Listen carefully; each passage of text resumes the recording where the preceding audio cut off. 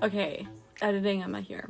I have to warn you guys. I filmed the first part of this video last week on like Monday or Tuesday, and then I found the spider.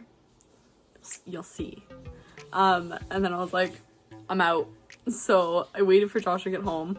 I forgot to ask him to kill the spider, so then when I went to go do the video this week, the spider was still there. So I had to get him to kill it this morning so I could finish filming this video, edit it, and upload it. I'm wearing different things. The other thing that happened is it cut my hair, so it was like down here before. So it's like missing this chunk of hair. So I'm editing this and it's a little mangle jangled. So that's your warning. This is like a pieced together video.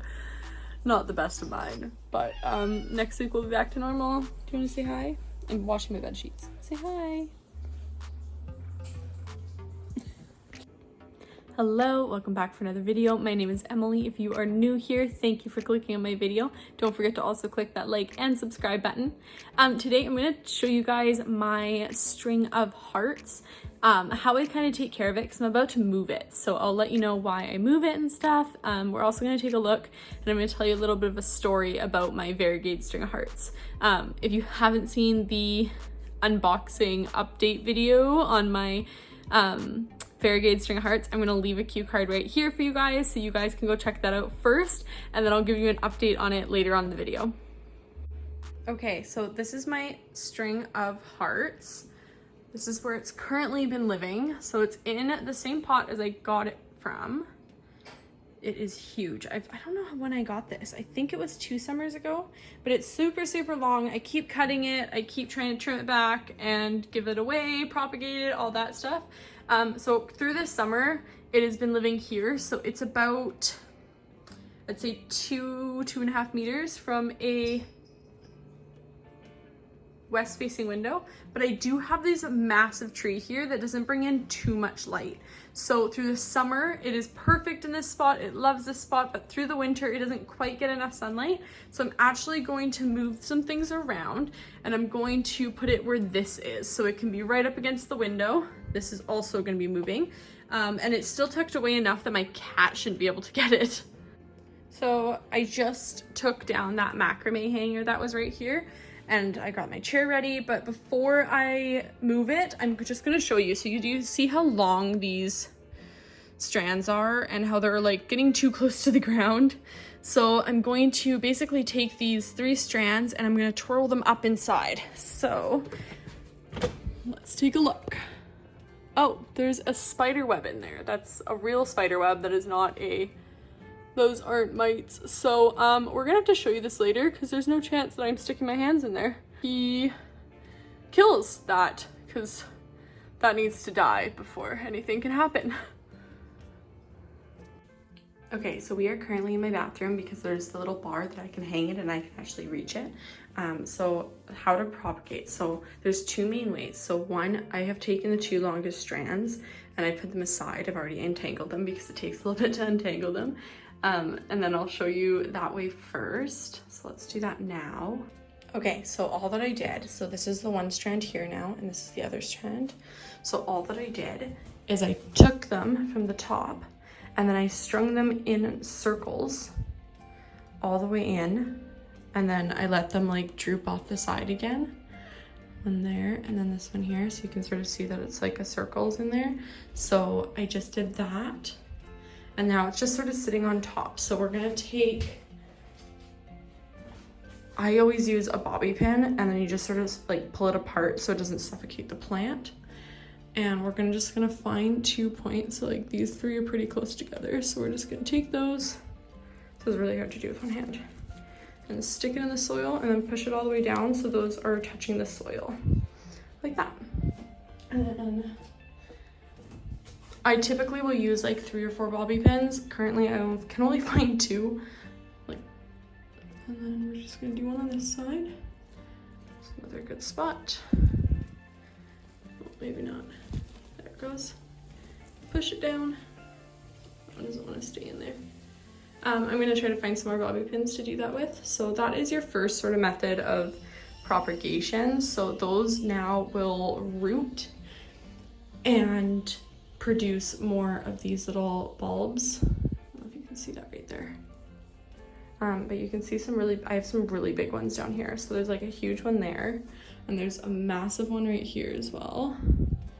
There's a bunch of huge ones in there. So that's sort of their first way of propagating, and then I'll show you the second way.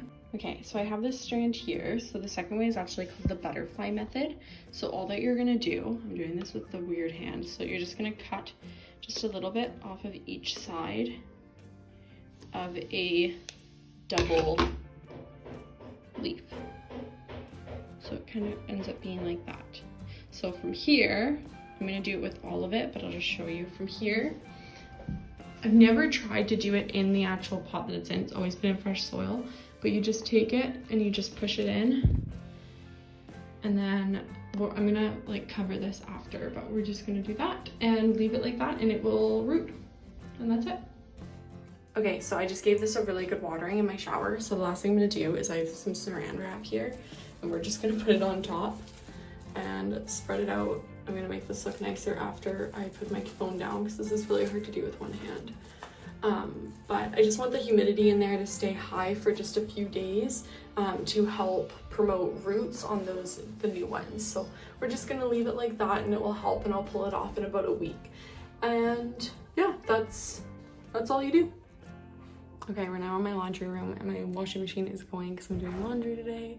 And the cat's gonna yell in the background, of course, always. I want to tell you guys about my variegated string of hearts. So if you haven't seen that video, I'll leave a cue card. I think I left it at the beginning. But my last failed attempt to save it did not work. So I quarantined and sprayed it when I got it. And then about 6 weeks after I had it, really, sir? Shh. 6 weeks after I had it, I noticed that it was like dropped a few leaves, and I was like, that's kind of weird. So I did like a really close inspection on it, and I found little tiny baby mealybugs.